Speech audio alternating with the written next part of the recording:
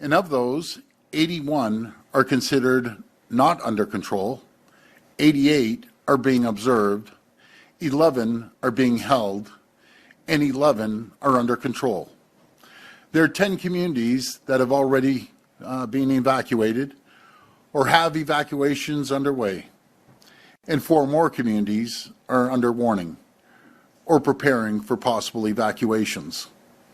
Evacuees are being hosted in Thunder Bay, Cornora, Fort Frances, Lac Seul, Sioux Lookout, Sudbury, Red Lake, Niagara Falls, and Toronto. I want to thank each of these communities and all the organizations who are assisting in this process for the compassion they've shown in stepping up to support their fellow Ontarians in their time of need. To support these communities, our government is working collaboratively across ministries and with a range of external partners to establish supports for people evacuating. This includes transportation, accommodation, food, and registration services. We're also providing support with air purifiers and air scrubbers to help communities remain in place. My message to all those who've been forced to evacuate is very simple. Our government stands with you and will always have your backs. As of this morning, more than 150 fire crews are on the ground. And in the last few days, the number of water bombers and helicopters deployed and operating has risen to over 80. And an additional 39 aircraft are ready to be deployed to the highest needs area. I want to acknowledge the incredible support we're already receiving from the governments of Alberta and the Yukon, who have crews on the ground in Ontario right now supporting our efforts. On Wednesday, we also requested that the federal government, including the Canadian Armed Forces, be prepared to rapidly deploy federal resources to support the evacuations taking place now and any that may become necessary. Yesterday, we received confirmation from the Federal Minister of Emergency Management that the federal government is ready to support as necessary. I want to thank the Canadian Armed Forces and the OPP for their heroic work to date, including their involvement in a search and rescue of campers trapped near wildfires in Northern Ontario. Ontario Corps is also ready to deploy, and we have reached out to impacted municipalities to see where it can be most effective. For real-time updates on the most recent status of fires and evacuation notices, you can visit ontario.ca/forest fires or call 211, who have added more frontline capacity so they can respond to non-urgent calls 24 hours a day in more than 150 languages and provide up-to-date information to help impacted Ontarians. I want to reiterate, sorry, my tongue's getting tied here, reiterate that our government will not spare a single penny to protect communities and keep people safe. Since 2018, we've spent nearly $1.5 billion on wildland firefighting, more than doubling annual base funding from $70 million when we took office to $150 million today. That base funding ensures that firefighters, aircraft, and equipment are in place before fire season begins. But that isn't where the funding ends. Firefighting is based on need, so while the base budget is $150 million, every year we spend significantly more than that. For instance, last year the base budget was $135 million, but the actual spending was more than double that at $271 million.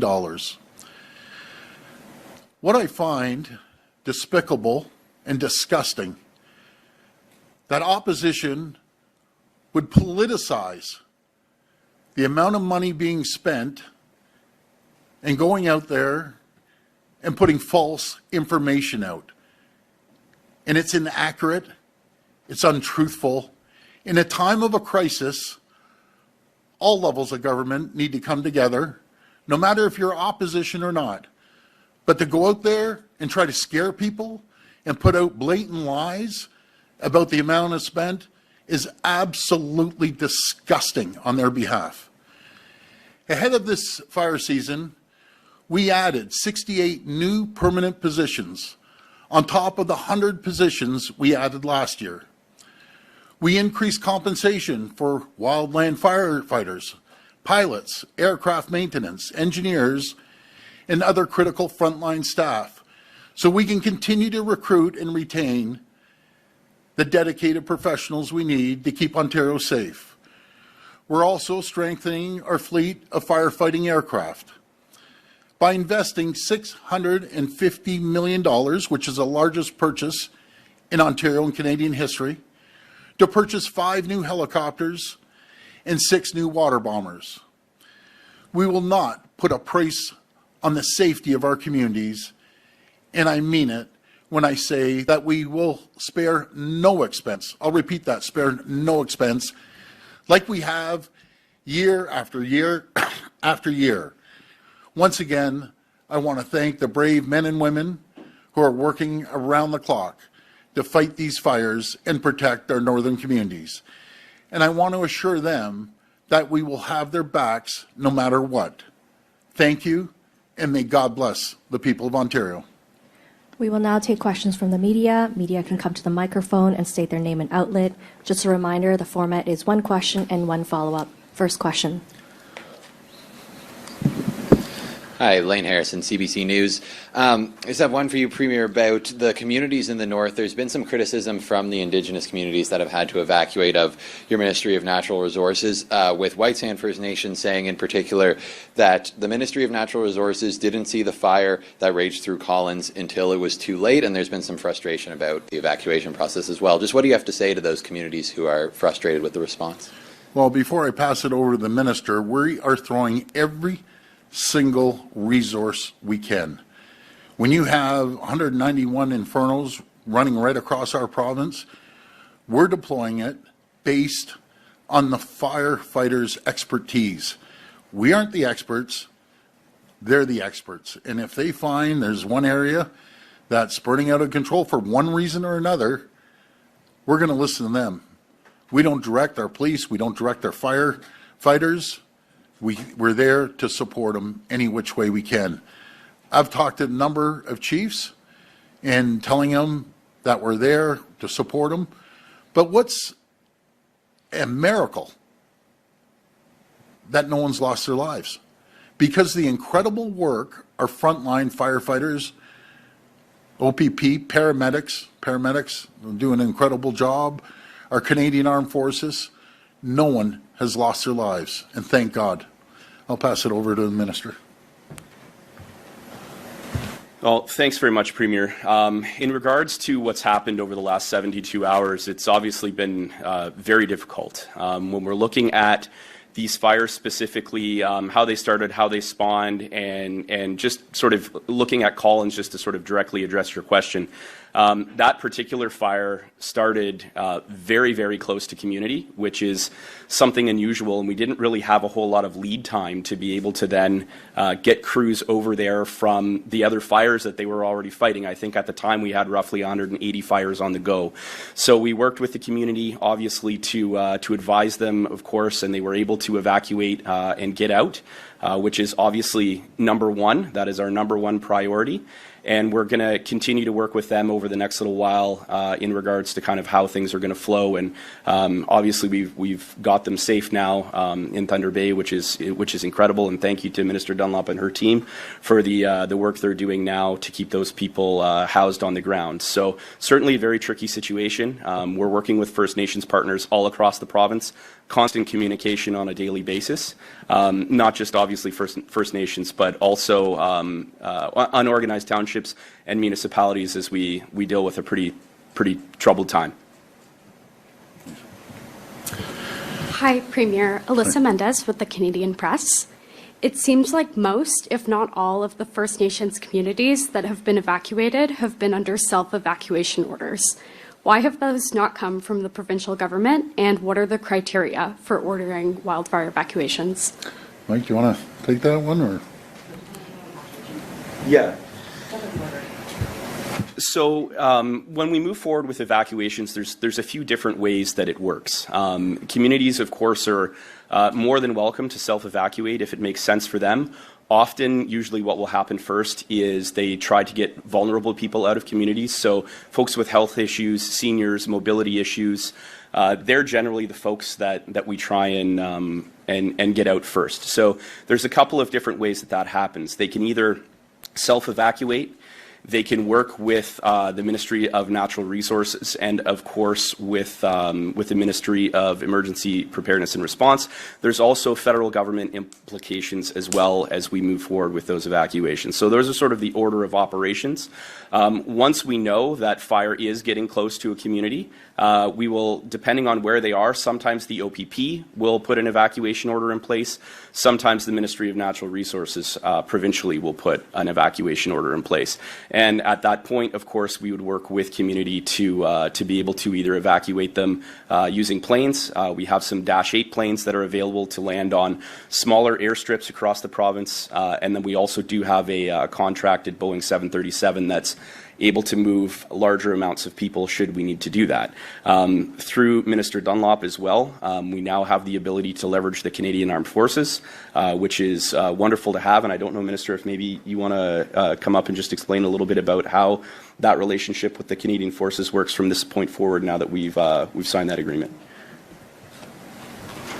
Well, thank you, Minister. I also want to touch on the evacuations, considering we're here at the Provincial Emergency Operations Centre. There's coordinated calls every day, not just once a day, it's throughout the day, depending on the situation and the crisis at hand. And that includes members of the Chief and Council, as well as relevant ministries, Indigenous Services Canada for dealing with the First Nation community, our folks here at the Provincial Emergency Operations Centre, as well as field officers who are on the ground. So as we mentioned earlier, we have evacuees in many host cities right now and working very closely with those folks. I was in touch with my federal counterpart for the last week, just letting her know that there may be a request for assistance coming. And you saw that letter go out a couple of days ago, and they responded promptly as well. So that just gives us, under normal situations, it's a 48-hour request. I can tell you last year when we had to request assistance, it did happen much quicker as well. But this is just another tool in the toolbox that if we need that assistance, they're able to come in. But it's a lot of coordination around the table. The Canadian military is also at our operation center here with us and on those calls too. So it's just being able to coordinate so that if we do need to get folks out in a hurry, we're able to, because we have to also remember when you're landing a Hercules in some of these smaller runways, you only have one shot at it because it tears up the runway. So we have to ensure that we're prepared to go if we need to call for that assistance. Hey, Premier Barbara with QP Briefing. I do want to ask about Stan Show's resignation this morning. He was not the only MPP in cabinet to abuse the expense privilege. There were 11 other cabinet members on this list, including your nephew, Michael Ford. Should they all resign as well, or what other kind of penalty you think would be well suited for them besides paying the expenses back? Well, as I said yesterday and the day before, it's unacceptable. It's not how we operate. We have to be prudent fiscal managers. Stan did the right thing, and he handed in his resignation as cabinet, and it's just unacceptable. And they're paying back every single penny of it. But what about the others? Again, on the list? I've made it very clear to our entire caucus, it's unacceptable, and we just aren't going to tolerate it. Hi, Premier. Jack Howard from the Trillium. Stan Cho said in his resignation letter that he posted that he only claimed the expense on nights when the legislature sat late. In December 2025, he claimed more than $6,000 under the exemption, but no sitting went past 6:31 p.m. that month. So how do you explain that? As I mentioned, it's unacceptable. It's not tolerated, and Stan did the right thing. Will you be taking a look at any other expenses claimed by your caucus, given the abuses of this exemption? Well, every single person is going to pay back every single penny. Vajpri Sahota, the Narwhal. Opposition MPPs are reporting difficulty getting timely information needed to support their constituents. What kind of support do you acknowledge this, and what kind of support are you giving them? Why isn't this a cross-government action? Yeah, go ahead. So thank you. I've personally been in touch with several opposition MPPs over the last, we'll say almost week, 72 hours at this point. Certainly welcome giving folks updates if they're looking for them. But I think one thing to remember that's very important is a lot of these folks are the same people that are putting out the misinformation that is contributing to panic, hysteria, and quite frankly, as the Premier had mentioned, this is not the time for that. So if folks want real, timely information, want to understand better what's going on from opposition parties, we certainly welcome having those conversations. But what they're doing and what they're perpetrating right now is not helping the situation. So certainly appreciate that. Have had many personal calls over the last little while with some of our opposition MPPs. They're well informed. We've been speaking, of course, with municipalities across the province and also with First Nations leaders, whether that be on national councils or local leaders as well. So there's a lot of information that's getting out there right now, and I think maybe Minister Dunlop wants to just add a quick note to that. Yeah, I would agree with Minister Harris's statement. I've heard the same thing, and I can let you know that members who have reached out for information have received the information at hand. So, again, playing politics is not the time. This is about human safety. We have teams on the ground working to ensure that communities are supported, whether they are staying in place or whether they are being evacuated to host cities. But those members need to reach out and ask for information at that time. Thanks. And the second question, many families who are being evacuated right now are saying they're going into communities that are already struggling to accommodate them. Emergency response is at overcapacity. Do you acknowledge this, and what support are you giving them? We're giving them every support we can. My heart breaks for families that actually lose their homes, but everyone's pulling together. I just listed off 10 different cities that are bringing them in and taking care of them, right from Thunder Bay to Kenora to Sioux Lookout, and Niagara Falls is taking care of quite a few people, in Toronto, and other areas that aren't as affected as what the north is. Even Sudbury. I talked to Chief Sonny last night from Maryland, and he evacuated 15 hours on a school bus. Folks, this is a very difficult situation. Even to fly in to these communities on dirt runways when the fire is going and the smoke, our number one priority is to make sure they're safe, and that's what we've accomplished. Again, last year we had over 600,000 hectares on fire. This year, and it's changing on a daily, hourly basis, it's 650,000 acres already. And it's, thank God, no one has died. So that tells me the communities are cooperating. We have outstanding frontline responders. They're doing an incredible job putting their lives on the line. So everyone is pulling together. Hi. Om Shanbach, the Globe and Mail. The chief of the Collins First Nation says the Ministry of Natural Resources did not respond to requests for help from the community or properly warn people there of the wildfire that destroyed the community. What assistance is your government providing the community, and is your government reviewing its response? What? Yeah. Sure. Yeah, as I had said earlier, the Collins fire in particular started very, very close to the community. When we were notified, obviously the fire had spread closer to the community at that point. We did our best to mobilize assets to get them there. That's what we do in any case. Whenever we do have fires that are threatening communities, whether they're First Nations or municipalities, other municipalities across the province. The important part to remember about the incident in Collins is that everyone got out safe, and that is the number one priority. We plan, just as we do with any evacuations or any more sort of precedent-setting circumstances, we do look back and we do try and have a little bit of a so-called after-action report, if you will, to see what we can always work better on. But in this certain circumstance, the important part was that people got out safe. There was no loss of life. The smoke in the area made it very, very difficult for our planes to get in. I think it took us almost 2.5 days to actually get a full sort of understanding of what had happened in the area, sort of, we'll just say, around Armstrong, because the smoke plumes were so thick. Like, you could see them from space. Like, that's how big they were. So we'll continue to work with Collins, and again, they're being housed, I believe, in Thunder Bay right now. Minister Dunlop, if you want to talk a little bit more about that. Yep. Thank you. We do have an evacuation center set up in Thunder Bay for folks from Collins and Armstrong, which are both unincorporated communities. And we have our Ontario Corps partners who are supporting those efforts. Canadian Red Cross is standing up that evacuation center. Global Medic is supporting that as well. We also have Ontario Corps volunteers from the Thunder Bay and surrounding area who are help supporting those efforts as well. So we're working very closely with the communities. We also have Ontario 211, which is now set up as an information line so that folks who are wanting to know where the evacuation center are, any additional support information they need, they can contact 211 as well.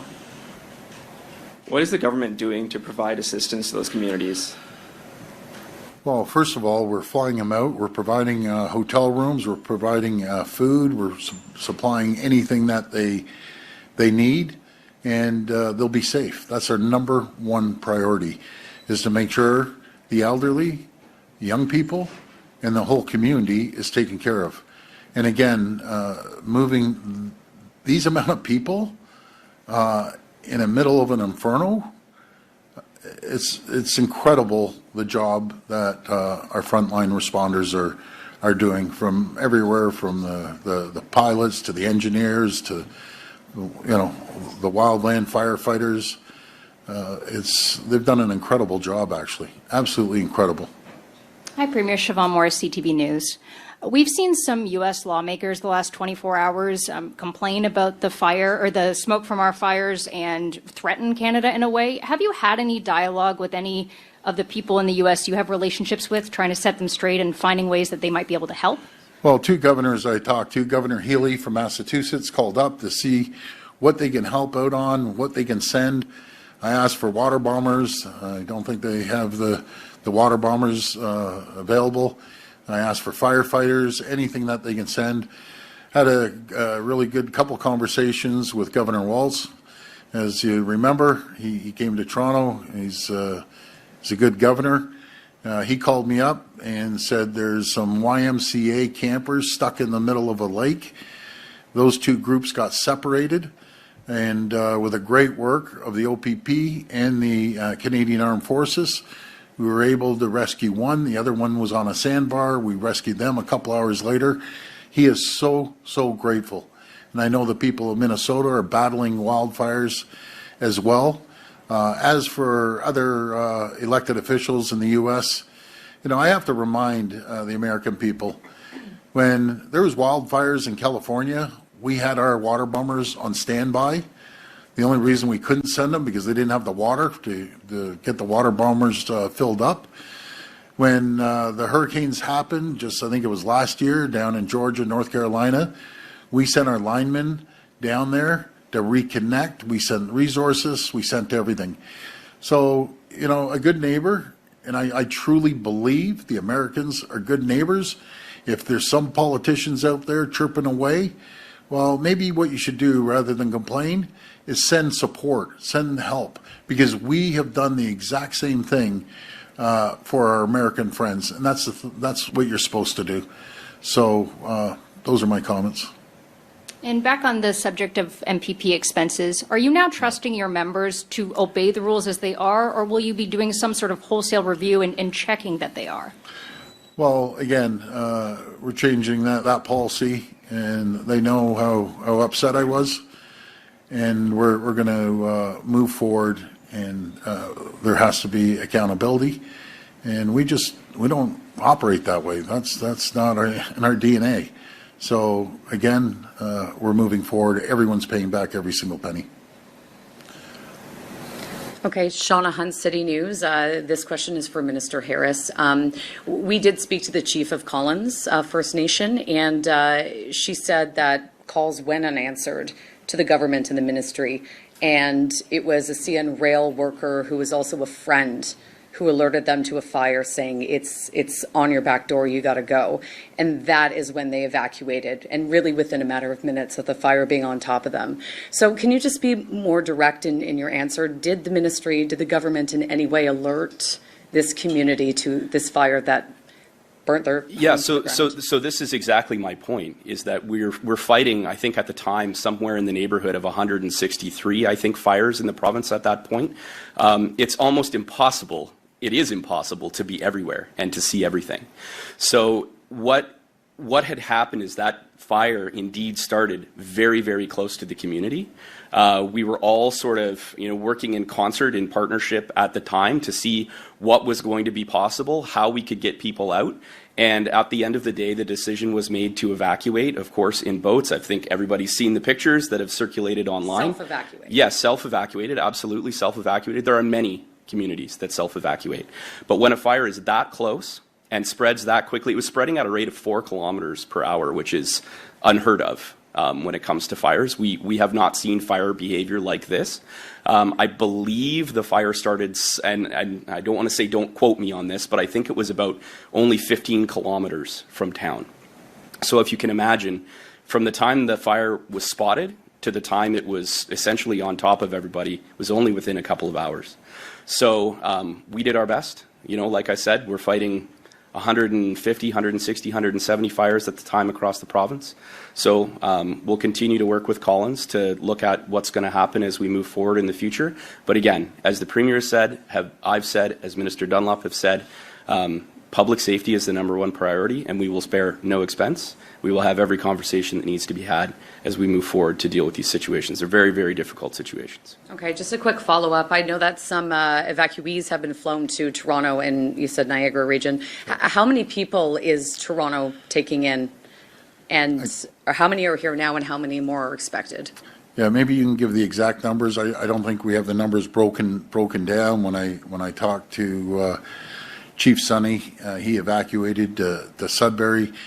Again, everyone's filling in where they can, so maybe you might have the exact number. No, I don't have the exact number in front of me. Toronto has put up their hand and offered to take evacuees. We were looking at the Mississauga area. I think what's important to remember is when we're looking at host cities is the adequate health services in the area, because we want to provide wraparound supports while people are here. So having adequate health care in the area, as well as social service supports as well. So that's the important things. When we're looking at some of the communities that people are saying are exhausted right now, it is a lot on the community, but to have those adequate services there are still our primary. So we're looking at some of the northern communities. You said Niagara Falls as well. We have communities coming to us, putting their hand up, offering to help out. Again, doing some investigation. That's very kind, and I thank those communities for doing that. But we want to ensure that adequate care and supports are there for people during that time, because this is not a short-term thing, right? People aren't in for a week and back home again because they don't know what they're going back to. Sometimes it can be several months. We want to ensure that the services are there and those people are supported during that difficult time. Okay. And I just want to mention, the Minister, both of them are doing an incredible job. The Ontario Corps, that's where they come into a big play, is after, these wildfires are gone, they'll be in there supporting them on cleanup, on food, on quite a few different areas. Hi, Premier. Miana for Radio-Canada. We just heard about how quickly and violently these fires spread. Yes. We know that climate change is making it worse. Does the government regret getting rid of its climate targets earlier this year? No, climate's important, and we acknowledge it. You go out there and you hear some people climate deniers. I'm no climate denier, I'll tell you that. I believe in climate change, and we have one of the cleanest grids anywhere in the entire world here in Ontario, and we're going to continue to achieve our goal of eventually having 100% emissions free. So, and we're pouring tens of billions of dollars to make that happen. And that's why we're also focused on nuclear energy. It's clean, it's green, zero emissions, it's affordable, and we're pouring tens of billions of dollars to make sure we hit our goal before anyone. But we are leading the world when it comes to emissions. I think we're 90%. The only reason we were at 94, when one of the reactors go down, we have to refurbish it, it drops it a bit. But when it comes back up, and when we get more nuclear capability, capacity, I should say, we'll be leaders in the world, as we are right now, by the way. This concludes today's press conference. Yes, Jamie. Yes. Are you or any of your ministers going to go up to the fires? Yes. Yes, tomorrow. Tomorrow we're heading up. By the way, Minister Harris just got back from Timmins. He spent a few days up there. Heading back, you're heading back up tonight? Going to Thunder Bay tonight. Thunder Bay tonight. No, I'll be up there tomorrow. But I just want to reassure everyone that we will be there for you. We will help you now and after. And we have a great team. We're blessed to have great first responders. But I want to thank everyone, and I just appreciate everyone's cooperation on this. Thank you, and God bless. Thank you, everyone.